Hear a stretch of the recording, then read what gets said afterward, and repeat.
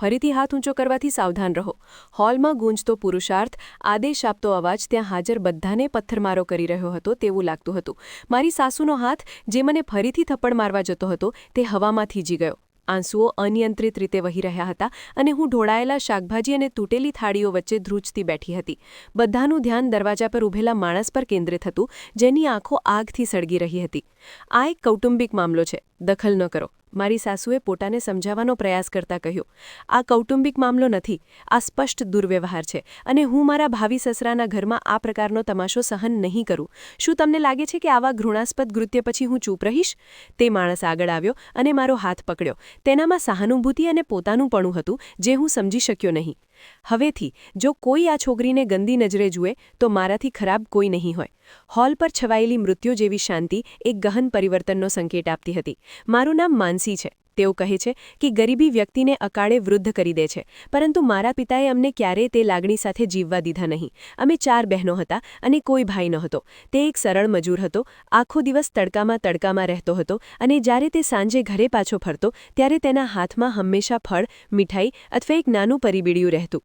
લોકો તેને ટોણા મારતા, કહેતા, તારી 4 દીકરીઓ છે, તું તેમના લગ્ન કેવી રીતે કરાવશે? પરંતુ તે હંમેશા હસતો અને કહેતો, મારી દીકરીઓ બોજ નથી, ભગવાન કોઈ રસ્તો કાઢશે. હું સૌથી મોટી હતી, તેથી પરિવારની પરિસ્થિતિનો ભાર મારા ખભા પર આવી ગયો. અમારા ઘરની છત માટીની હતી, પણ દિવાલો પ્રેમથી મજબૂત હતી. જ્યારે હું 20 વર્ષની થઈ ત્યારે પડોશની સ્ત્રીઓ મારા પર અપમાનનો વરસાદ કરવા લાગી. ઓ ગાન્ના બહેન, દીકરીઓ મોટી થઈ ગઈ છે, તું તેમને ક્યાં સુધી ઘરમાં રાખીશ? આ શબ્દો મારી માતાના હૃદયને ચીરી નાખશે. પછી એક દિવસ પપ્પા કામ પરથી ઘરે આવ્યા. તેમનો ચહેરો ચમકી રહ્યો હતો. તેમણે તરત જ તેની માતાને ખુશખબર જણાવી. માનસીની માતા, ભગવાને અમારી પ્રાર્થના સાંભળી છે. આજે કોન્ટ્રાક્ટરના કારકુને માનસીનો હાથ તેના પુત્ર વિવેક સાથે લગ્ન માટે માંગ્યો છે. છોકરો સારો છે, શિક્ષિત છે અને નાના મોટા કામ કરે છે. માતાએ ભગવાનનો આભાર માન્યો. જ્યારે તેઓ મને મળવા આવ્યા ત્યારે મારી સાસુ, જે તે સમયે ખૂબ જ મીઠી વર્તન કરી રહી હતી, તેમણે મને માથાથી પગ સુધી તપાસ્યો. ઓહ, તમારી દીકરી ખૂબ જ સુંદર છે. અમને કોઈ દહેજ જોઈતું નથી. તમારી દીકરી ખૂબ જ સદ્ગુણી અને સારી વર્તણૂકવાળી હોવી જોઈએ. મારા ભાવિ સાસુના આ મીઠા શબ્દોએ મારા સરળ માતા પિતાના દિલ જીતી લીધા. વિવેક પોતે પણ આવ્યો. તે શાંત અને સંયમિત લાગતો હતો. લગ્નની તારીખ નક્કી થઈ ગઈ હતી. પપ્પાએ પોતાના જીવનની બચતનું રોકાણ કર્યું, જેથી તેમની પ્રિય દીકરીને કોઈ પણ વસ્તુની ખોટ ન પડે. મારા લગ્નના દિવસે ઘર ખૂબ જ વ્યસ્ત હતું.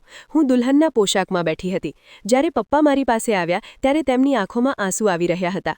ગુડિયા, આજે તું અજાણી વ્યક્તિ બની જઈશ. મેં તારા માટે મારી ક્ષમતા કરતાં વધુ બધું કર્યું છે, પણ જો હું એક પિન પણ ચૂકી જાઉં તો કૃપા કરીને મને માફ કરી દો. પપ્પાએ મારા માથા પર હાથ મૂક્યો. મેં કહ્યું, પપ્પા, તમે મને રાજકુમારીની જેમ ઉછેર્યો છે. મેં તેને ગળે લગાવીને રડી પડ્યો. વિદાય વખતે પપ્પાએ કંઈક એવું કહ્યું જે મારા હૃદય પર ઊંડે સુધી અંકિત થઈ ગયું. દીકરા, તારા સાસરિયાના ઘરે મીઠી જીભ રાખજે અને તારી આંખો નીચી રાખજે. ગરીબ છોકરીનું સાચું દહેજ એ એનું ઉછેર છે. બસ મારા ગૌરવનું ધ્યાન રાખજે. મને ખબર નહોતી કે આ ઉછેર અને આદર ભવિષ્યમાં મારી કસોટી બનશે. મારી પાલખી ઉપાડી લેવામાં આવી અને હું મારું પ્રિય ઘર છોડીને વિવેકના ઘરે આવી. મારા સાસરિયાનું ઘર મધ્યમ વર્ગનું ઘર હોવા છતાં ત્યાંનું વાતાવરણ અમારા કરતાં ઘણું જુદું હતું. વિવેકની માતા અને બહેન પમ્મી, જેને હું પ્રેમથી દીદી કહેતી હતી, લગ્ન પછીના બીજા દિવસથી તેનો સડો થોડો અલગ લાગતો હતો. બીજા દિવસે સવારે જ્યારે હું નાસ્તો બનાવવા રસોડામાં ગઈ ત્યારે મારી સાસુ ત્યાં ઊભી હતી. વહુ, આપણે મોડી રાત સુધી સૂવાનો રિવાજ નથી. અને સાંભળો, વિવેકને તેના પરાઠા ક્રિસ્પી ગમે છે, તેથી તેને કાળજીપૂર્વક બનાવો. પહેલા દિવસે ભૂલ ન કરો. તેની રીતમાં કડવાશ ગઈકાલની મીઠાશ કરતાં સંપૂર્ણપણે અલગ હતી.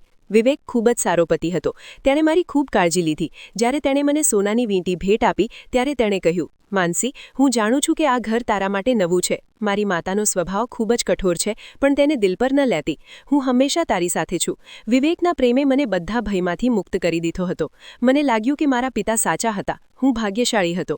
વિવેક જેવો યુવાન જીવનસાથી મળીને હું ખૂબ ખુશ હતો. પણ મને ખબર નહોતી કે ખુશીનો આ સૂર્ય થોડા સમય માટે જ ટકશે.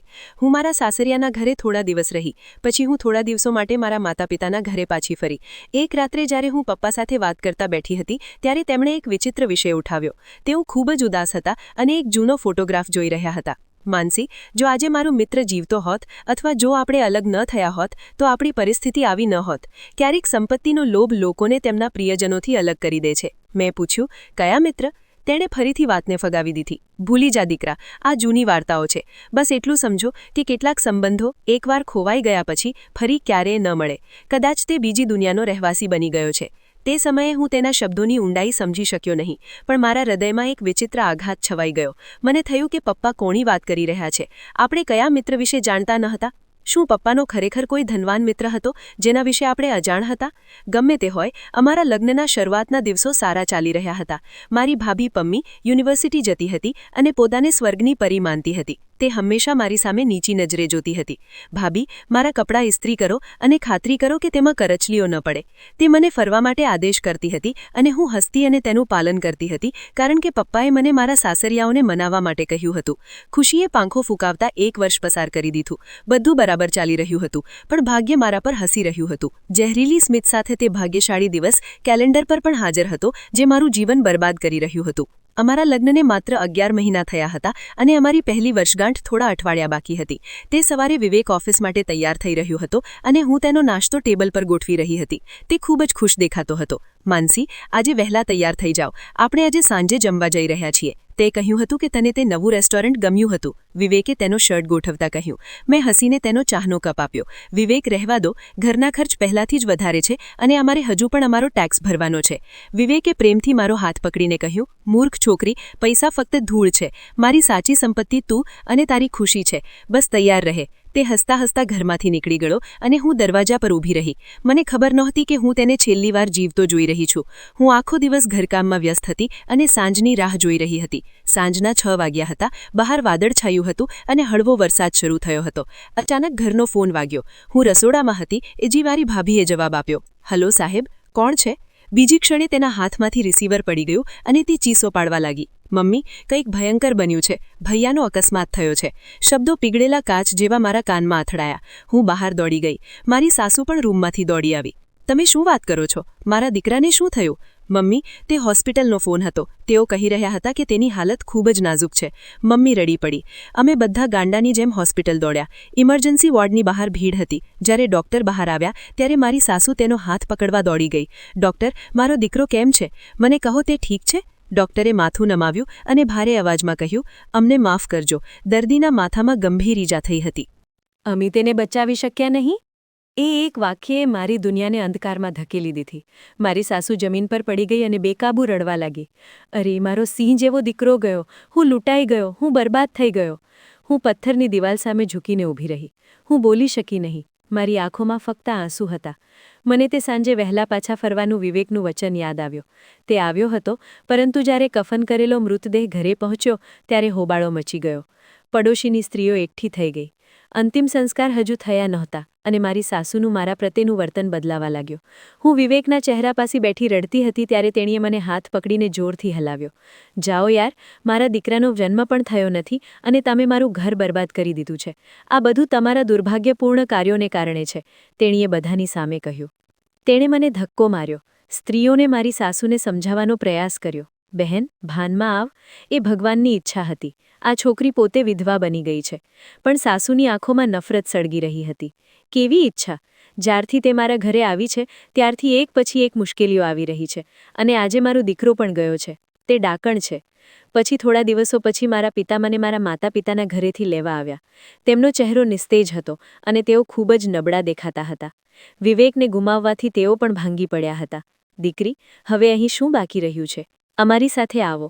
જેમ જેમ મેં મારો સામાન પેક કરવાનું શરૂ કર્યું, પપ્પાએ મારા માથા પર હાથ ફેરવતા કહ્યું. મેં જોયું કે મારી 3 અપરિણિત બહેનો એક ખૂણામાં ડરીને ઊભી હતી. પપ્પાનું કામ બંધ થઈ ગયું હતું અને તે વૃદ્ધ થઈ ગયો હતો. વિવેક એકમાત્ર હતો જે ક્યારેક ક્યારેક તેમને મદદ કરતો હતો. હવે જો હું વિધવા બનીને પાછા જાઉં તો હું તેમનો બોજો કેવી રીતે સહન કરીશ? મારી બહેનોના સંબંધો પણ મારા કારણે ખોરવાઈ જશે. મેં મારા પલ્લુથી મારા આંસુ લૂછ્યા અને નિર્ણય લીધો. હું પપ્પા પાસે ગઈ અને કહ્યું, પપ્પા, હું નહીં જાઉં. આ મારું ઘર છે. વિવેકની યાદો અહીં છે. હું અહીં જ રહીશ. મમ્મીએ રડતા રડતા કહ્યું, માનસી, હું તારી સાસુનું વર્તન જોઉં છું. તે તને જીવવા નહીં દે. મમ્મી, ભગવાન બધું જોઈ રહ્યા છે. હું તે સહન કરીશ. બસ મારા માટે પ્રાર્થના કરો. ભારે હૃદય સાથે મેં તેમને પાછા મોકલી દીધા. મમ્મી અને પપ્પા રડતા રડતા ચાલ્યા ગયા. દરવાજો બંધ થતાં જ મને ખ્યાલ આવ્યો કે મેં સિંહના ગુફામાં એકલા રહેવાનું નક્કી કર્યું છે. બીજા જ દિવસે સવારે મારી સાસુ મારા રૂમમાં આવી. હું પ્રાર્થના કરવાની તૈયારી કરી રહી હતી. સાંભળો રાણી, એ સમય વીતી ગયો જ્યારે મારા દીકરાએ તારી બકવાસ સહન કરી. હવે જો મારે આ ઘરમાં રહેવું હોય તો મારે નોકરાણીની જેમ કામ કરવું પડશે. આ મફત વસ્તુઓ માટે કોઈ જગ્યા નથી. ઉઠો અને તરત જ સફાઈ શરૂ કરો. મેં ચૂપચાપ મારું માથું નમાવ્યું અને રસોડા તરફ ચાલ્યો. પમ્મી ખુરશી પર પગે બેઠી હતી, સફરજન ખાતી હતી. મને જોઈને તેણે કહ્યું, ભાભી, કૃપા કરીને મારો રૂમ પણ સાફ કરો. મને ધૂળથી એલર્જી છે, એટલે જ હું જાતે આવું નહીં કરું. તેના સ્વરમાં તેની સાસુ જેવો જ ઝેર હતો. હું સમજી ગઈ હતી કે વિવેકના ગયા પછી મારા માથા પરથી માન સન્માનની છત છીનવાઈ ગઈ છે અને મારે આ ઘરમાં મારા જીવનની કિંમત અપમાન સાથે ચૂકવવી પડશે.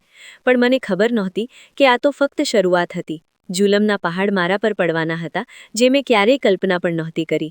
દિવસો અઠવાડિયામાં અને અઠવાડિયા મહિનામાં બદલાઈ ગયા, પણ મારા માટે પસાર થતી પ્રત્યેક ક્ષણ નર્કથી ઓછી નહોતી. વિવેક થોડા સમય માટે જ ગયો હતો, પણ આ ઘરમાં મારો દરજ્જો પુત્રવધૂથી ઘટીને એક મફત નોકરાણી જેવો થઈ ગયો હતો. હું સવારે વહેલી ઉઠતી, ઝાડુ કરતી, પોચું કરતી, નાસ્તો બનાવતી અને પછી મારી સાસુ અને ભાભીના જાગવાની રાહ જોતી. એક સવારે હું રસોડામાં વાસણ ધોતી હતી ત્યારે મેં મારી સાસુનો અવાજ સાંભળ્યો. અરે નવાબઝાદી, આપણને દાસ્તો ક્યારે મળશે કે આજ પણ તો મને ભૂખ્યા રાખવાનો ઈરાદો કરે છે? મેં ઝડપથી મારા હાથ લૂછ્યા અને ટ્રે ડાઇનિંગ ટેબલ પર લઈ ગયો. પમ્મી પહેલેથી ખુરશી પર બેઠી હતી. ધ્રુજતા હાથે મેં ચાનો કપ સાંસાની સામે મૂક્યો. તેણે એક ચૂસકી લીધી અને બીજી જ ક્ષણે ગરમ ચાનો કપ તેના મોંમાં આવી ગયો. મેં તેને તેની સાથે ફ્લોર પર ફેંકી દીધો. આ શું છે? આટલી બધી ખાંડ? શું તું ઈચ્છે છે કે મને પણ ડાયાબિટીસ થાય? હું મરવા માંગુ છું જેથી તું આ ઘર પર રાજ કરી શકે? તેણીએ બૂમ પાડી. હું ડરથી પાછળ હટી ગઈ. માં, મેં હંમેશાની જેમ તેમાં ખાંડ નાખી હતી. તું મારી સામે બકવાસ કરે છે? મારી સાસુએ ગુસ્સાથી મારી સામે જોયું. મૂર્ખ, તું આ ઘરમાં આવ્યા ત્યારથી બધી પ્રગતિ ગાયબ થઈ ગઈ છે. તે મારું એક સમયનું સુખી ઘર બરબાદ કરી નાખ્યું છે. તું તારા એ ખરાબ ચહેરા સાથે કેમ નથી જતી? તું અમને કેમ હેરાન કરે છે?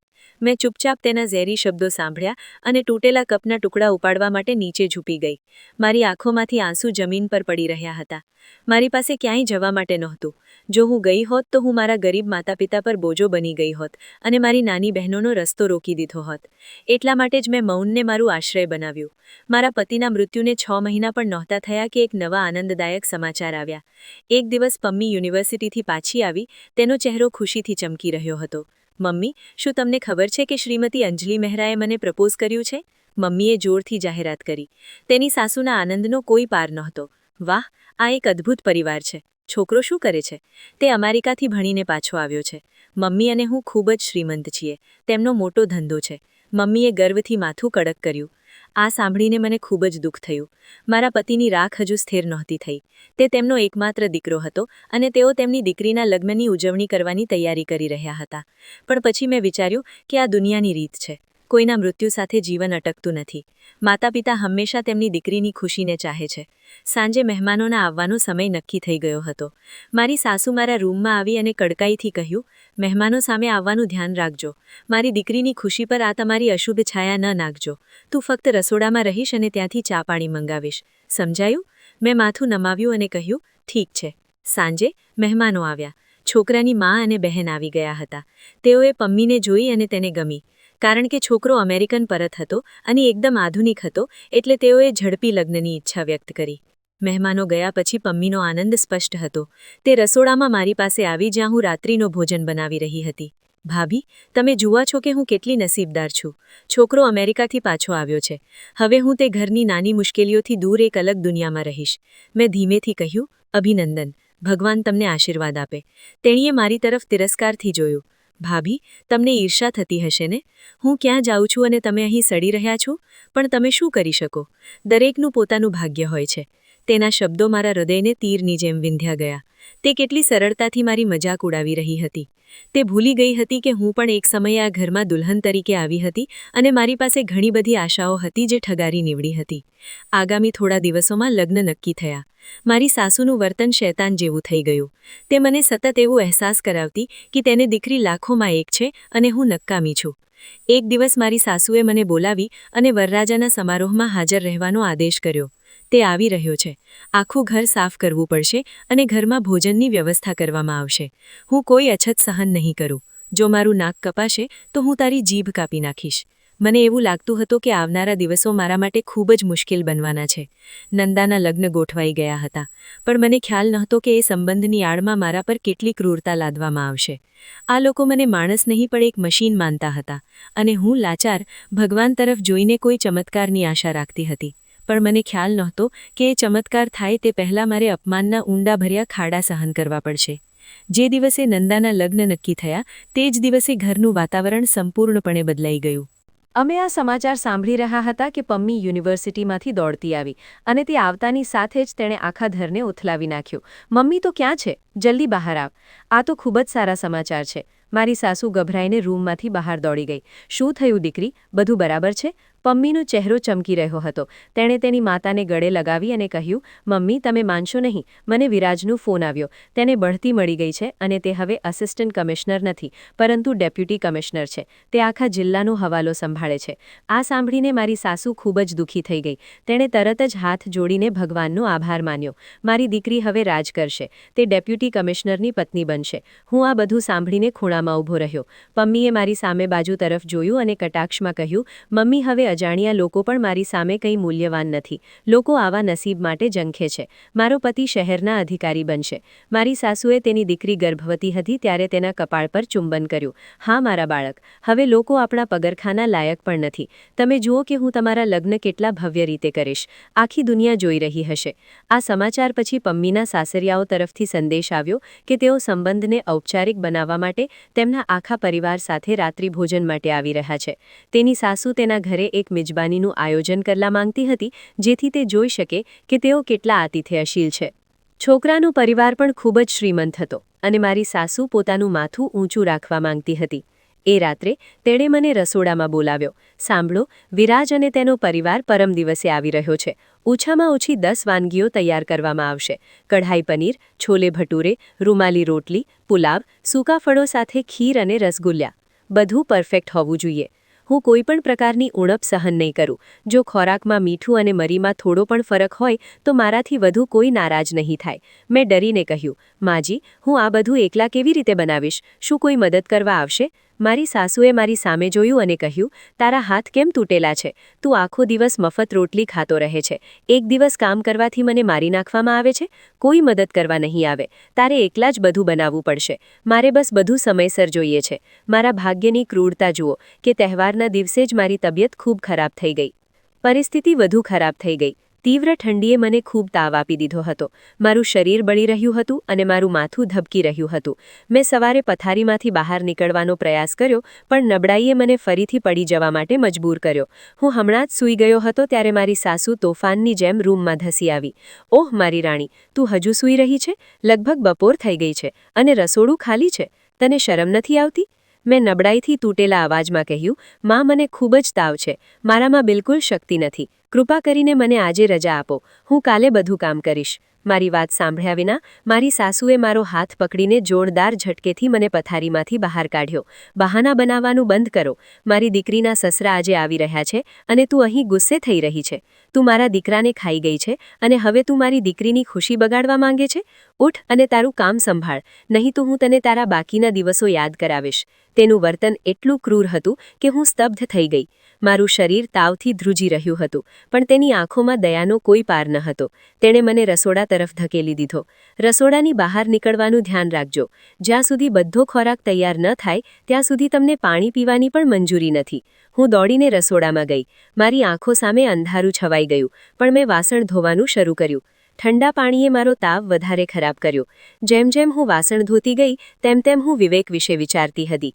જો તે અહીં હોત તો તેણે કદાચ મને પાણીનો ગ્લાસ પણ ઉપાડવા ન દીધો હોત, અને આજે હું પ્રાણી કરતાં પણ ખરાબ જીવન જીવી રહી હતી. હું રોટલી બનાવતી હતી અને મસાલા તળતી હતી, પણ મને બધું છોડીને ભાગી જવાનું મન થતું હતું. મારા માતા પિતાના ઘરે જતી રહી, પણ પછી મારી નાની બહેનોના આસુમ ચહેરા મારી નજર સમક્ષ ચમક્યા અને મેં મારી જાતને રોકી લીધી. જો હું ઘરે ગઈ તો મારા વિધવત્વનું કલંક મારા જીવનને પણ બરબાદ કરી દેશે. સાંજ પડી ગઈ હતી. મહેમાનોના આવવાનો સમય નજીક આવ્યો.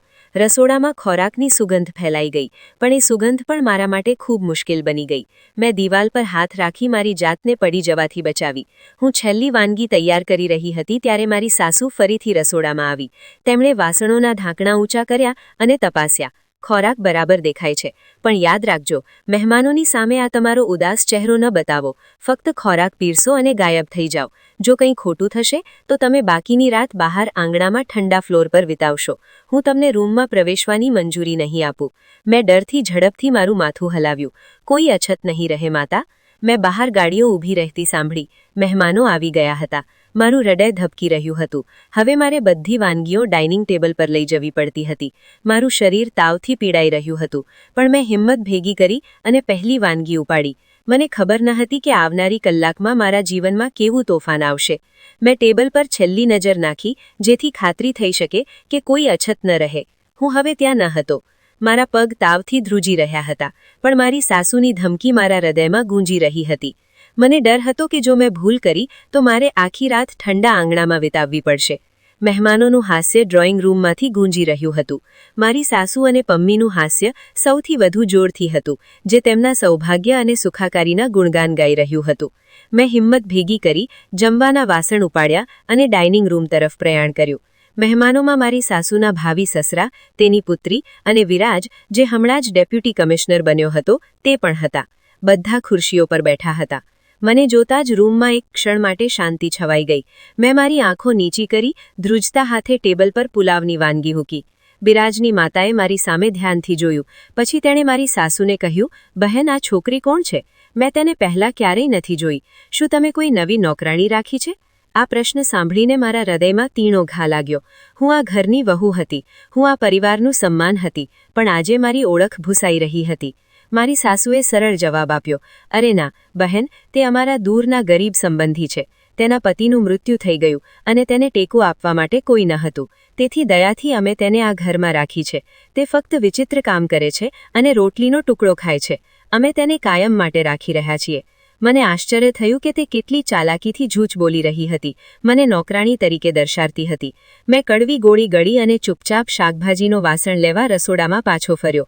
મારી આંખોમાં આંસુ આવી ગયા, પણ હું તેમને વહેવા ન દઈ શકી. હું રસોડામાંથી પનીરનો ભારે વાસણ લઈને પાછો આવ્યો. તાવ પહેલાં જ મારા મન પર કબજો કરી ચૂક્યો હતો. જેમ જેમ હું ટેબલ પાસે ગયો, મારી દ્રષ્ટિ અચાનક અંધારમાં ફરી ગઈ. ચક્કર એટલા તીવ્ર હતા કે મારા પગલાં ડગમગી ગયા અને મારી પકડ તેની પકડ ગુમાવી દીધી. જોરદાર છાંટા સાથે પનીરનો ગરમ વાસણ મારા હાથમાંથી સરકીને સીધો કાર્પેટ પર પડ્યો. ગરમ કઢી બધે છલકાઈ ગઈ અને કાચના ટુકડા તૂટી ગયા. મહેમાનો ગભરાટમાં પોતાની બેઠકો પરથી ઊભા થયા. આ જોઈને મારી સાસુનો ચહેરો ગુસ્સાથી લાલ થઈ ગયો. તે પોતાની સીટ પરથી ઊભી થઈ અને વીજળીની ગતિએ મારી પાસે દોડી આવી. તું આંધળી થઈ ગઈ છે? મારી સાસુનો અવાજ આખા ઘરમાં ગૂંજી ઉઠ્યો. તું જોઈ ગઈ બહેન? તેથી જ હું તેને મહેમાનોની સામે નથી લાવતી. તેણે અહીં પણ પોતાનું અમાનવીય વર્તન ફેલાવ્યું છે. તેણે આટલું મોંઘું કાર્પેટ અને બધું ભોજન બગાડ્યું છે. મહેમાનોએ આશ્ચર્યથી મારી તરફ અને પછી મારી સાસુ તરફ જોયું. મારી સાસુના 5 આંગળીઓના નિશાન મારા ગાલ પર દેખાઈ આવ્યા હતા અને આંસુઓ પહેલાથી જ વહેતા હતા. મારી સાસુનો ગુસ્સો હજુ શાંત થયો ન હતો. તેણે મારો હાથ પકડીને મને હલાવતા કહ્યું, પહેલાં તે મારા નાના દીકરાને ખાઈ ગયો અને હવે તું મારી દીકરીની ખુશીનો નાશ કરવાનો પ્રયાસ કરી રહ્યો છે. તને ઘરમાં રાખવો એ મારી સૌથી મોટી ભૂલ હતી. મેં તને કહ્યું હતું કે આજે કોઈ ભૂલ ન કર, પણ તું હાર માની નહીં. વિરાજ, જે ચૂપચાપ જોઈ રહ્યો હતો, તેને હાવભાવ બદલાઈ ગયા, પણ મારી સાસુ રડતી રહી. મારી નજર સામેથી દૂર થઈ જા અને યાદ રાખ, આજે રાત્રે તને ઘરમાં આશરો નહીં મળે. ખોવાઈ જા. હું રડતી રડતી ફ્લોર પર બેઠી અને કાચના ટુકડા ઉપાડવા લાગી. કાચ મારા હાથને કરડતો હતો, પણ મારા હૃદયમાં દુખાવો વધુ હતો. બધા મહેમાનો નીચી આંખોથી મારી તરફ જોતા હતા, એક માણસ સિવાય, જેની નજરમાં એક વિચિત્ર મૂંઝવણ હતી. મને ખબર ન હતી કે આ એક આંસુ અને ફ્લોર પર છવાયેલા શાકભાજી મારું ભાગ્ય નક્કી કરશે. મારી સાસુ કંઈક વધુ કહેવા જતી હતી ત્યારે અચાનક એક અવાજ બધાને થીજી ગયો. મેં ડરથી આંખો બંધ કરી ત્યારે તેમનો હાથ ફરીથી ઊંચો થયો. હું આગામી થપ્પડની રાહ જોતી રહી હતી, જે મારા આત્માને વધુ ઘાયલ કરશે, પણ તે થપ્પડ મારા ગાલ સુધી પહોંચી નહીં. એક ગર્જના ભર્યો, આદેશ આપતો અવાજ હોલમાં ગૂંજ્યો. હાજર બધાને ધ્રુજાવી રહ્યો હતો. બસ, બસ. એ અવાજ બીજા કોઈનો નહીં, પણ ડેપ્યુટી કમિશનર વિરાજનો હતો. મેં ગભરાઈને મારી આંખો ખોલી અને વિરાજને તેની સીટ પરથી ઊભો જોયો. તેનો ચહેરો ગુસ્સાથી લાલ થઈ ગયો હતો. તેની માતા અને બહેન પણ આશ્ચર્યથી તેની તરફ જોઈ રહી હતી. મારી સાસુનો હાથ હવામાં જ રહ્યો અને તેમણે વિરાજ તરફ આશ્ચર્યથી જોયું. તેમનો ચહેરો ફિક્કો પડી ગયો. દીકરા, તું આટલો ગુસ્સે કેમ છે? આ તો ઘરના કામકાજ છે. ક્યારેક તમારે આ નોકરાણીઓ સાથે કડક વર્તન કરીને તેમને સીધા કરવા પડે છે. તું બેસો અને ખાઓ, ઠંડી પડી રહી છે. મારી સાસુએ સ્મિત કરવાનો નિષ્ફળ પ્રયાસ કર્યો. નોકરાણી? વિરાજે પ્રશ્નાર્થ નજરે તેની તરફ જોયું અને પછી મારી નજીક આવી. હું મારી મુઠ્ઠીમાં કાચના ટુકડાઓથી ધ્રુજતી જમીન પર બેઠી હતી. વિરાજે તેની સાસુની આંખોમાં જોયું અને કહ્યું, થોડીવાર પહેલાં જ તમે કહ્યું હતું કે તે દૂરના સંબંધી છે. શું તમે તમારા સગાઓ સાથે આ રીતે વર્તે છે? અને જો તે નોકરાણી હોય તો પણ શું નોકરો માણસ નથી? પમ્મી તરત જ તેની માતા માટે બોલી. વિરાજ, શું તમે આ નાલાયક સ્ત્રીને કારણે અમારા પર ગુસ્સે થઈ રહ્યા છો? તમને ખબર નથી કે તે કેટલી અસંસ્કારી છે. અમારી મજા બગાડવા માટે તેણે જાણી જોઈને શાકભાજી ફેંકી દીધા. વિરાજે પમ્મી તરફ જોયું. શું તમે જાણી જોઈને અસંસ્કારી વર્તન કરી રહ્યા છો? હું છેલ્લા અડધા કલાકથી આ જોઈ રહ્યો છું. આ છોકરી તાવથી બળી રહી છે. તેના હાથ ધ્રુજી રહ્યા છે. તેનો ચહેરો નિસ્તેજ છે. તેણે આરામની જરૂર છે. અને તમે લોકોએ તેને કોઈ કારણ વગર કેદ કરી રાખી છે. વિરાજની વાત સાંભળીને સાસુના પગ નીચેથી જમીન સરકી ગઈ. તે સમજાવવા લાગી. ઓહ દીકરા, તો ગેરસમજણ કરી રહ્યો છે. અમે તેની સાથે ખૂબ જ પ્રેમથી વર્તીએ છીએ. આજે બસ ઘણું કામ હતું, તેથી જ અમે તેની સાથે આટલું દયાળુ વર્તન કરીએ છીએ. વિરાજે તેની સાસુને અટકાવી. બધાની સામે તેને થપ્પડ મારવી અને તેનું અપમાન કરવું એ પ્રેમ છે? તેને કમનસીબ કહેવું એ પ્રેમ છે? હું અહીં લગ્નનો પ્રસ્તાવ લેવા આવી હતી, પણ મને ખબર ન હતી કે હું કસાઈના ઘરે આવી રહી છું. આ વાક્યના અવાજ સાથે પમ્મીએ થાળી છોડી દીધી. વિરાજજી, તમે શું કહી રહ્યા છો? વિરાજે નિર્ણાયક સ્વરમાં કહ્યું. હું જે કહી રહ્યો છું તે બિલકુલ સાચું છે. હું પણ આવું જ કરી ચૂક્યો છું. જે લોકો પોતાના પરિવાર અને નબળા લોકોનો આદર નથી કરી શકતા, તેઓ બીજા કોઈનો આદર કેવી રીતે કરી શકે? માફ કરશો, પણ હું આવા ક્રૂર પરિવાર સાથે સંબંધ બાંધી શકતી નથી. મારી સાસુ રડી પડી અને વિરાજ સામે હાથ જોડીને બોલી. દીકરા, આવું ના કર. આપણા સન્માનને કલંકિત ના કર. જો આપણી સગાઈના દિવસે સગાઈ તૂટી જાય તો લોકો શું કહેશે? મારી દીકરીનું જીવન બરબાદ થઈ જશે.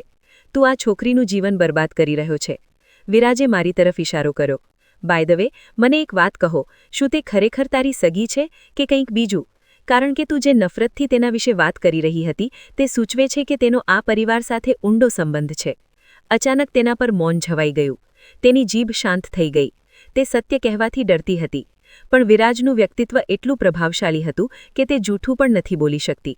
પછી મેં હિંમત એકઠી કરી અને ધીમા અવાજે કહ્યું, હું તેમની પુત્રવધુ છું.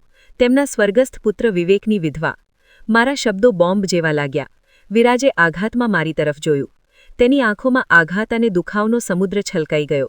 વિધવા? વિરાજે ધીમેથી કહ્યું. બસ બસ. તેણે ઊંડો શ્વાસ લીધો અને તેની માતાને કહ્યું, મમ્મી ચાલો જઈએ, રોકાવાનું કોઈ કારણ નથી. પમ્મી અને તેની સાસુના વિલાપ છતાં વિરાજ તેના પરિવાર સાથે ચાલ્યો ગયો. તેઓ જતાં જ ઘરમાં મૃત જેવી શાંતિ છવાઈ ગઈ, જે તોફાનનો સંકેત આપે છે. મને ખ્યાલ ન હતો કે વિરાજનું વિદાય મારા માટે નર્ક જેવું હશે, પણ કુદરતની મારા માટે બીજી જ યોજના હતી. કોઈની કલ્પના બહારની વાત. વિરાજ અને તેનો પરિવાર જતાં જ એવું લાગ્યું કે ઘર પર વિનાશ આવી પહોંચ્યો છે. ગાડીનો અવાજ ઓછો થતાં જ મારી સાસુ ઘાયલ સિંહણ જેવી મારી તરફ ફરી. તેની આંખો લોહીથી લથપથ હતી. તેણે મને વાળથી પકડીને જમીન પર ખેંચી લીધો અને બૂમ પાડી. હવે ખુશ થાઓ, તમારું હૃદય શાંત થઈ ગયું. મારી દીકરીનું ઘર તોડીને તમને શાંતિ મળી? મેં તમને કહ્યું હતું કે તમારો ખરાબ ચહેરો ન બતાવો, પણ તમે જાણી જોઈને આ નાટક કર્યું. હું પીડાથી કણસતી હતી અને મારું શરીર તીવ્ર તાવથી આગ જેમ બળી રહ્યું હતું. માતા, હું ભગવાનના સોગંદ ખાઈને કહું છું કે મેં કંઈ નથી કર્યું.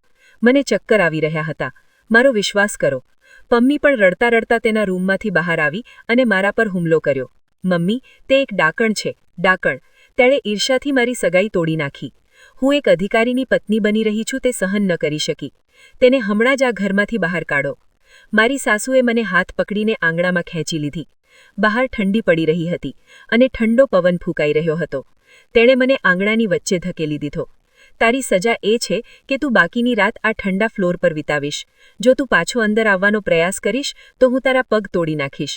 અહીં સડી જઈશ અને મરી જઈશ. જો તું સવાર સુધી બચી ગઈ તો જોઈશું કે આગળ શું થાય છે. આટલું કહીને તેણે દરવાજો બંધ કરી દીધો અને તાળું મારી દીધું. હું બંધ દરવાજા તરફ જોઈ રહી. આંસુઓએ મારી દૃષ્ટિ ઝાંખી કરી દીધી. હું ઘૂંટણ પર ઢળી પડી અને ઠંડીથી ધ્રુજી ગઈ. તે ચાલી ગઈ. મારો તાવ ખૂબ જ વધી રહ્યો હતો અને મારા દાંત બબડી રહ્યા હતા. મને વિવેકની ખૂબ યાદ આવતી હતી. જો તે અહીં હોત તો કોઈ મને સ્પર્શ ન કરત. રાત નર્ક જેવી પસાર થઈ ગઈ. ક્યારેક હું ભાનમાં આવી જતો, ક્યારેક હું ગાઢ નિંદ્રામાં સરી પડતો. સવારે પક્ષીઓના કલરવથી દરવાજો ખુલ્યો. મારી સાસુ બહાર આવી. તેમના હાથમાં મારી થોડી કપડાઓવાળી મારી નાની બેગ હતી. તેમણે તે ઉપાડી અને મારા ચહેરા પર ફેંકી દીધી. ઉઠો, આ નાટક પૂરું થયું. હું તને આ ઘરમાં એક ક્ષણ પણ વધુ સહન નહીં કરું. હમણાં જ બહાર નીકળો. રસ્તા પર ભીખ માંગવા જા અથવા તારા ગરીબ પિતાના માથા પર મરી જા, મને કોઈ ફરક નથી પડતો. મેં ધ્રુજતા હાથે બેગ ઉપાડી. મારા પગમાં ઊભા રહેવાની શક્તિ નહોતી, પણ મારી ઇજ્જત બચાવવા માટે ત્યાંથી નીકળી જવું વધુ સારું હતું. હું દિવાલ સામે ઝૂકી ગયો અને ઊભો રહ્યો. હું દરવાજા તરફ પહેલું પગલું ભરવા જ જતો હતો, ત્યાં ટકોરા પડ્યા. મારી સાસુ અને પમ્મી ચોંકી ગયા. આટલી વહેલી સવારે કોણ હોઈ શકે? મારી સાસુએ પમ્મીને મને એક બાજુ છુપાવવાનો ઇશારો કર્યો, પણ ત્યાં સુધીમાં ઘણું મોડું થઈ ગયું હતું. દરવાજો ખુલી ગયો. વિરાજ ત્યાં જ ઊભો રહ્યો. એ જ વિરાજ જે ગઈકાલે સંબંધ તોડીને ચાલ્યો ગયો હતો. તેના ચહેરા પર ગંભીરતા અને તેની આંખોમાં એક વિચિત્ર ચમક હતી. મારી સાસુ તેની સામે ઠોકર ખાઈ. દીકરા, તું અહીં શું કરી રહ્યો છે? ગઈકાલે તે બધું પૂરું કરી નાખ્યું, ખરું ને? વિરાજે મારી તરફ જોયું. શરદી અને તાવથી ધ્રુજતી હતી. મારી હાલત જોઈને તેણે મુઠ્ઠીઓ પણ ભીંચી. મેં બધું પૂરું કરી નાખ્યું, કાકી, પણ એક વાત અધૂરી રહી ગઈ. વિરાજે મક્કમતાથી કહ્યું. હું આખી રાત ઊંઘી શક્યો નહીં. મારા હૃદય પર એક બોજ હતો. હું તેને દૂર કરવા આવ્યો છું. પમ્મીની આંખોમાં આશાનું કિરણ ઝળક્યું. તું માફી માંગવા આવ્યો છે? વિરાજ, શું તે તારો વિચાર બદલ્યો છે? મને ખબર હતી કે તું મને છોડી શકશે નહીં. વિરાજે પમ્મીના શબ્દોનો જવાબ ના આપ્યો અને સીધો મારી પાસે ચાલ્યો ગયો. મારી સાસુએ બૂમ પાડી. સાવધાન, એ દુષ્ટ માણસની નજીક ન જાઓ. આપણે તેને ઘરમાંથી કાઢી મૂકી રહ્યા છીએ. તે આને લાયક છે. વિરાજે તેની સાસુ તરફ નજર ફેરવી અને કંઈક એવું કહ્યું જેણે ધરતી હચમાવી દીધી. હું જેણે તું ઘરમાંથી કાઢી મૂકી રહ્યો છે તેને લેવા આવ્યો છું. તેની સાસુ અને પમ્મી પથ્થરમારો થઈ ગયા. તેઓ પોતાના કાન પર વિશ્વાસ કરી શકતા ન હતા. હું પોતે આશ્ચર્યનો સમુદ્ર હતો. આ અજાણી વ્યક્તિ, જે ગઈકાલ સુધી મને ઓળખતી પણ ન હતી, તે મારા માટે કેમ પાછો આવ્યો? શું તેને મારા માટે દયા આવી રહી હતી કે પછી કંઈક બીજું? મને ખબર ન હતી કે વિરાજનું પાછા ફરવું ફક્ત સહાનુભૂતિનું કૃત્ય ન હતું, પણ સદીઓ પહેલાં બંધાયેલું બંધન હતું. વિરાજ મને લેવા આવી રહ્યો છે તે સાંભળીને મારી સાસુ અને પમ્મીના ચહેરા ફિક્કા પડી ગયા. તેની સાસુ હાસ્યમાં ફૂટી પડી. વિરાજની સમજશક્તિ પર શંકા કરવા લાગી. તું ભાનમાં છે ને દીકરા? લાગે છે કે તે મને સાંભળ્યું નથી. એ મારા દીકરાની વિધવા છે. એણે મારું એક સમયનું સુખી ઘર બરબાદ કરી નાખ્યું છે. તું એનું શું કરીશ? તું એને તારા ઘરમાં નોકરાણી તરીકે રાખીશ? તેની સાસુએ ઝેરી સ્વરમાં કહ્યું. વિરાજે તેની સાસુ તરફ ગંભીરતાથી જોયું અને ખૂબ જ થોભીને કહ્યું. ના કાકી, હું એને નોકરાણી તરીકે લઈ જઈ રહ્યો નથી. હું તેનું સન્માન કરવા આવ્યો છું. હું માનસી સાથે લગ્ન કરીશ. આ શબ્દો વિસ્ફોટકથી ઓછા ન હતા. પમ્મી અચાનક ચીસો પાડી. લગ્ન? શું તું પાગલ થઈ ગયો છે? તું મારા જેવી શિક્ષિત અને સુંદર છોકરીને છોડીને આ અજ્ઞાની, અશિક્ષિત, વિધવા સ્ત્રી સાથે લગ્ન કરીશ? તે આપણા ઘરમાં નોકરાણી રહેવાને પણ લાયક નથી. વિરાજે ગુસ્સાથી પમ્મીને ચૂપ રહેવાનો ઇશારો કર્યો. બીજો શબ્દ નહીં. સુંદરતા ચહેરામાં નથી, તે વ્યક્તિના ચારિત્ર્ય અને નિર્દોષતામાં છે, જે મેં તમારામાં ક્યાંય જોઈ નથી. મારી સાસુ ગુસ્સાથી ધ્રુજી ગઈ. તે મારી પાસે આવી અને બૂમ પાડી. આ મારા દીકરાની વિધવા છે. શું તમે સમજો છો? તમે શું કરી રહ્યા છો? લોકો શું કહેશે? ડેપ્યુટી કમિશનર એક વિધવા સાથે લગ્ન કરી રહ્યા છે, જેના પતિ થોડા મહિના પહેલાં જ મૃત્યુ પામ્યા હતા. શું તમને દુનિયામાં બીજી કોઈ સ્ત્રી નથી મળી? વિરાજે એક ડગલું આગળ વધીને મક્કમતાથી કહ્યું. હું જે કહું છું તે સાચું છે. તો શું જો તે તમારા દીકરાની વિધવા હોય? શું વિધવાને જીવવાનો કે ફરીથી લગ્ન કરવાનો અધિકાર નથી? આપણો ધર્મ અને આપણો કાયદો તેને આ અધિકાર આપે છે. હું તેની સાથે લગ્ન કરીશ કારણ કે ગઈકાલ રાત્રે તેની આંખોમાં મેં જે ઉદાસી જોઈ હતી, તેણે મને આ નિર્ણય લેવા મજબૂર કર્યો. હું દિવાલ સાથે ઝૂકી ગઈ આ બધું સાંભળીને, અને મને વિશ્વાસ જ ન થયો કે આ બધું સાચું છે. તાવથી મારું માથું ફરતું હતું, પણ વિરાજના શબ્દોથી મારા હૃદયમાં એક વિચિત્ર આરામની લાગણી આવી. પમ્મી રડી પડી અને બોલી. હું બરબાદ થઈ ગઈ છું. આ માનસીએ મારા પર જાદુ કર્યો છે. આ સ્ત્રી ખૂબ જ ચાલાક છે. તેણે ગરીબ સ્ત્રી હોવાનો ઢોળ કરીને તને ફસાવી છે. ચૂપ રહે પમ્મી. વિરાજના અવાજમાં એવી ગર્જના હતી કે તે ગભરાઈ ગઈ. મેં મારી પોતાની આંખોથી જોયું છે કે તમે લોકો તેની સાથે કેવું વર્તન કરો છો. જે લોકો પોતાની ભાભીને પ્રાણીની જેમ આંગણામાં ફેંકી શકે, તેમની પાસેથી હું કેવી રીતે વફાદારીની અપેક્ષા રાખી શકું? પછી વિરાજ મારી તરફ ફર્યો. નરમ સ્વરમાં તેણે કહ્યું. માનસી, તારે આ ક્રૂર લોકો સાથે રહેવાની જરૂર નથી. હું તને તરત જ હોસ્પિટલ લઈ જઈશ અને પછી તારા માતા પિતાના ઘરે જઈને ઔપચારિક રીતે લગ્નમાં તારો હાથ માંગીશ. તું હવે એકલી નથી. મારી સાસુએ મારો રસ્તો રોકવાનો પ્રયાસ કર્યો. હું તેને અહીંથી જવા નહીં દઉં. તે મારા પરિવારનું સન્માન છે. વિરાજે તીવ્ર સ્મિત સાથે કહ્યું, માન, ગઈકાલ રાત્રે તે તેનું સન્માન આંગણામાં ફેંકી દીધું. હવે તે તારા પરિવારનું સન્માન નથી, પણ મારી જવાબદારી છે. રસ્તા પરથી હટી જાઓ. વિરાજ આગળ વધ્યો અને મારી બેગ ઉપાડી. મેં ડગમગતા પગલાં લઈને ચાલવાનો પ્રયાસ કર્યો અને મને ચક્કર આવવા લાગ્યા. હું પડવાની તૈયારીમાં હતો, પણ વિરાજે મને ઉઠાડ્યો. મારી સાસુ અને પમ્મીની આંખોમાં હાર અને ગુસ્સો જોવા લાયક હતા. તેઓ પોતાની જ કાવતરાના જાળમાં પૂર્ણ રીતે ફસાઈ ગયા હતા. વિરાજ મને કાર પાસે લઈ ગયો અને મને ભગાડી ગયો. પાછળ ફરીને મેં તે ઘર જોયું જ્યાં મેં અપમાનની અસંખ્ય ક્ષણો વિતાવી હતી.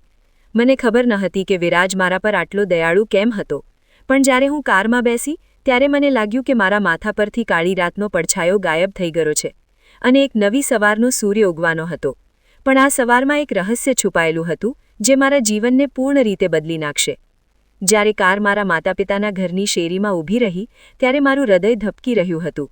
વિરાજે કારનો દરવાજો ખોલ્યો અને મને બહાર નીકળવામાં મદદ કરી. દરવાજો ખખડાવ્યો અને પપ્પા બહાર આવ્યા. મને આટલી દયનીય સ્થિતિમાં જોઈને તેમના હાથ ધ્રુજવા લાગ્યા. માનસી, દીકરી, તે મારું શું કર્યું? પપ્પાનો અવાજ ધ્રુજ્યો. મમ્મી પણ દોડીને બહાર આવી અને રડતી રડતી મને ગળે લગાવી. મારા બાળક, તેઓએ તને માર માર્યો છે. મને કહો, શું થયું છે? વિરાજ એક બાજુ ચૂપચાપ ઊભો રહ્યો. જ્યારે પપ્પાની નજર અજાણી વ્યક્તિ પર પડી ત્યારે તે ચોંકી ગયો. દીકરા, તું કોણ છે અને તું મારી દીકરીને આ સ્થિતિમાં લાવ્યો છે? વિરાજે તેને નમ્રતાથી આવકાર્યો અને તેના પગ સ્પર્શ કરવા આગળ વધ્યો. કાકા, હું વિરાજ છું. મેં માનસીને આ નર્કમાંથી બચાવી છે જ્યાં તેનું કોઈ મૂલ્ય ન હતું. હું તમને એક ખૂબ જ મહત્વપૂર્ણ વાત કહેવા આવ્યો છું. પપ્પાએ અમને અંદર બેસવાનું કહ્યું. રૂમમાં બેસીને વિરાજે ગઈકાલ રાત્રે અને આજે સવારે બનેલી બધી ઘટનાઓ જણાવી. તેના પિતા અને માતા તેમની દીકરી શું સહન કરી રહી છે તે સાંભળીને ગભરાઈ ગયા. પછી વિરાજ એક ક્ષણ માટે થોભ્યો અને ગંભીરતાથી કહ્યું, કાકા, હું જાણું છું કે આ યોગ્ય સમય નથી, પણ હું માનસીને એકલી છોડવા માંગુ છું. હું માનસી સાથે લગ્ન કરવા માંગુ છું. હું તેને બધી એ ખુશીઓ આપવાનું વચન આપું છું જે તે લાયક છે. પિતા અને માતા પૂર્ણ રીતે ચોંકી ગયા. પિતાએ આંસુભરી આંખોથી વિરાજ તરફ જોયું. દીકરા, તું ડેપ્યુટી કમિશનર છે અને અમે ગરીબ લોકો છીએ. માનસી વિધવા છે. દુનિયા શું કહેશે? શું તારો પરિવાર તેને સ્વીકારશે? વિરાજે હસીને કહ્યું, દુનિયાનું કામ વાત કરવાનું છે. હું મારા પોતાના નિર્ણય માટે જવાબદાર છું. મારા માટે માનસી વિધવા હોવી બુરી વાત નથી. મને ફક્ત તમારી પરવાનગીની જરૂર છે. પિતાએ મારી તરફ જોયું. મેં મારી નજર નીચી કરી. મને મારા હૃદયમાં વિવેક યાદ આવ્યો, પણ વિરાજની દયા અને તેનો સ્નેહ જોઈને હું ના ન પાડી શક્યો. મેં શાંતિથી માથું હલાવ્યું. પિતાએ વિરાજના માથા પર હાથ મૂક્યો અને કહ્યું, ભગવાન તને આશીર્વાદ આપે દીકરા, તું મારી ડૂબતી હોડી બચાવી લે. તે સાંજે લગ્ન સમારોહ સાદગીથી યોજાયો. જ્યારે બધી વિધિઓ પૂર્ણ થઈ ત્યારે મને એવું લાગ્યું કે મારા જીવનનો એક મુશ્કેલ સમય પૂરો થઈ ગયો છે. વિરાજે મને જીવનનો નવો રસ્તો આપ્યો હતો, પણ હું કલ્પના પણ નથી કરી શકતી કે આ માણસ જે આજે મારો પતિ બન્યો છે તેનો મારી સાથે એવો સંબંધ છે જેના વિશે હું અને મારો પરિવાર વર્ષોથી અજાણ હતા. લગ્ન પછી વિરાજ મારી પાસે આવ્યો અને કહ્યું, માનસી, ચાલો આપણા ઘરે જઈએ. મેં આશ્ચર્યથી પૂછ્યું, કયું ઘર? તારો પરિવાર મને સ્વીકારશે નહીં. વિરાજે હસીને કહ્યું, એ ઘર જ્યાં તું ખરેખર છે. એ ઘર જે તારી રાહ જોઈ રહ્યું છે. રસ્તામાં હું તને એક સત્ય કહીશ જે તને તારા હૃદય સુધી હચમાવી દેશે. ગાડી એક ભવ્ય કાળા બંગલાના મંડપમાં ઊભી રહી. તે વિરાજનું સત્તાવાર નિવાસસ્થાન હતું. હું હજુ પણ આઘાતમાં હતો. મને વિશ્વાસ ન થઈ રહ્યો હતો કે થોડા જ કલાકોમાં મારું જીવન આટલું બધું કેવી રીતે બદલાઈ ગયું હતું. વિરાજે દરવાજો ખોલ્યો અને મને આદરપૂર્વક અંદર લઈ ગયો. અમે ડ્રોઈંગ રૂમમાં બેસ્યા કે તરત જ મેં હિંમત ભેગી કરી અને મને પરેશાન કરતો પ્રશ્ન પૂછ્યો. હું વિરાજની સામે હાથ જોડીને અને ધ્રુજતા અવાજે ઊભી રહી. વિરાજ, તે મારા પર આટલો મોટો ઉપકાર કર્યો છે, પણ હું સમજી નથી શકતો કે તે આ કેમ કર્યું. હું વિધવા છું. હું એક નકારાયેલી સ્ત્રી છું. તું મને ઓળખતી પણ ન હતી, તો અચાનક તે આટલો કઠોર નિર્ણય કેમ લીધો? વિરાજે મારા હાથ જોડીને ધીમેથી કહ્યું, માનસી, તારે હાથ બાંધવાની કોઈ જરૂર નથી. તું મારી સામે ગુનેગાર નથી. તું મારી પત્ની છે. અને જાણવાની વાત કરીએ તો તું ભૂલમાં છે. હું તને ઘણા વર્ષોથી ઓળખું છું, જો કે આજથી નથી. મેં આશ્ચર્યથી તેની સામે જોયું. તારું શું મતલબ છે? હું તને ક્યારેય મળ્યો નથી. વિરાજ હસીને ખિસ્સામાંથી એક જૂનો ફોટોગ્રાફ કાઢીને મારી સામે મૂક્યો. તે મારું બાળપણનો ફોટો હતો, જે પપ્પાએ ખૂબ જ પ્રેમથી લીધો હતો. તમને આ ફોટો યાદ છે? વિરાજે પૂછ્યું. હું અમેરિકા ભણવા ગયો ત્યારથી આ ફોટો મારી પાસે છે. મારા ચહેરા પર પ્રશ્નાર્થ ચિહ્નો જોઈને તેણે રહસ્ય ખોલ્યું. માનસી, હું કોઈ અજાણી વ્યક્તિ નથી. હું તારા પિતાના મિત્રનો એ જ દીકરો છું જેનો તારા પિતાએ એકવાર ઉલ્લેખ કર્યો હશે. મારા પગ નીચેથી જમીન સરકી ગઈ. મને યાદ આવ્યો કે પપ્પાએ એકવાર આવું કંઈક કહ્યું હતું, પણ તે તું નહીં, હું જ હતો. વિરાજે વાત પૂરી કરી. મારા માતા પિતા અહીં રહેતા હતા, પણ પછી મારા પિતાને પ્રમોશન મળ્યું અને સફળતાનો નશો તેમના માથા પર ચડી ગયો. તેઓ મને અમેરિકા લઈ ગયા. હું ત્યાં મોટો થયો અને પછી હું તમને લાંબા સમય સુધી જોઈ શક્યો નહીં. તમારો આ બાળપણનો ફોટો મારી સાથે યાદ રહે છે. મેં હંમેશા તમારા ફોટામાં તમારી સાદગી અને નિર્દોષતા જોઈ અને મને ખબર જ ન હતી કે હું ક્યારે પ્રેમમાં પડી ગયો. મારી આંખોમાં આંસુ આવી ગયા. આ તે ખોવાયેલો સંબંધ હતો જેના વિશે પપ્પા શોક કરતા હતા. વિરાજે ભાવનાત્મક રીતે આગળ કહ્યું. જ્યારે હું પાછો આવ્યો ત્યારે મેં મારા માતા પિતાને પહેલી વાત એ કહી કે જો હું ક્યારેય લગ્ન કરીશ તો ફક્ત માનસી સાથે જ લગ્ન કરીશ. પણ મને ખબર પડી કે તારા લગ્ન માનસી સાથે થયા છે. હું ખૂબ જ દુઃખી થઈ ગયો અને મારા કામમાં ડૂબી ગયો. પછી અચાનક મને સમાચાર મળ્યા કે તું વિધવા થઈ ગઈ છે. અને જ્યારે આકસ્મિક રીતે હું તારી ભાભીના રિસેપ્શનમાં પહોંચી અને તને એ હાલતમાં જોઈ ત્યારે મારું લોહી ઉકળી ગયું. મેં તરત જ નક્કી કર્યું કે હું તને હવે આ સહન નહીં કરવા દઉં. તું મારો લાંબા સમયનો પ્રિય પ્રેમ છે. આ સાંભળીને મારી આંખોમાં આંસુ આવી ગયા. જેને હું અજાણી વ્યક્તિ માનતો હતો તે મારો પુરાણો મિત્ર બની ગયો. મને મારા પિતાના શબ્દો યાદ આવ્યા કે ભગવાન પોતાનો રસ્તો પોતે બનાવે છે. મારું ભાગ્ય જે ગઈકાલ સુધી અંધકારમાં છવાયેલું હતું તે હવે વિરાજના રૂપમાં ઉજળી ગયું છે. બીજી બાજુ જ્યારે મારી સાસુ અને માતાને સત્ય ખબર પડી કે વિરાજ મારા પિતાના જૂના મિત્રનો દીકરો છે અને હું હવે ડેપ્યુટી કમિશનરની પત્ની તરીકે રાજ કરી રહી છું તો તેઓ ઈર્ષાથી બળી રહ્યા હતા. પમ્મીની સગાઈ સમાપ્ત થઈ ગઈ હતી અને મારી સાસુને તેમની દીકરી માટે યોગ્ય જીવનસાથી મળી રહ્યો ન હતો. તેઓ માથું ખંજવાળતા રહી ગયા અને મને મારા કાર્યોનો પશ્ચાતાપ થવા લાગ્યો. પણ બહુ મોડું થઈ ગયું હતું. તીર ધનુષ્ય છોડી ચૂક્યું હતું. મેં મારા ધૈર્યનું ફળ આપવા માટે ભગવાનનો ખૂબ આભાર માન્યો. વિરાજના કાર્યો અને મારી સાસુના જુલ્મ પછી ભગવાને મને માન અને પ્રેમનું સ્થાન આપ્યું જે મેં ક્યારેય સ્વપ્નમાં પણ નહોતું વિચાર્યું. ખરેખર માણસો ઘણું વિચારે છે પણ ભગવાન જ નિર્ણયો લે છે. જે લોકો ધીરજ રાખે છે અને બીજાના હકો હડપતા નથી, ભગવાન તેમને તે આપે છે જે તેમણે ક્યારેય કલ્પના પણ નથી કરી. અને જે લોકો ઘમંડી અને જુલ્મી હોય છે તેઓ હંમેશા ભયંકર પરિણામોનો સામનો કરે છે. માન અને અપમાન ફક્ત ભગવાનના હાથમાં છે. તે જેને ઈચ્છે તેનું સન્માન કરી શકે છે અને જેને ઈચ્છે તેને મુશ્કેલીઓમાં મૂકી શકે છે. તો મિત્રો, તમને આ વાર્તા કેવી લાગી? કૃપા કરીને મને ટિપ્પણી વિભાગમાં જણાવો. મારી ચેનલને સબસ્ક્રાઇબ કરો, લાઇક કરો, શેર કરો અને શક્ય તેટલો વધુ વિડિયો પ્રકાશિત કરો. આવી વધુ રોમાંચક વાર્તાઓ માટે જોડાયેલા રહો. આભાર.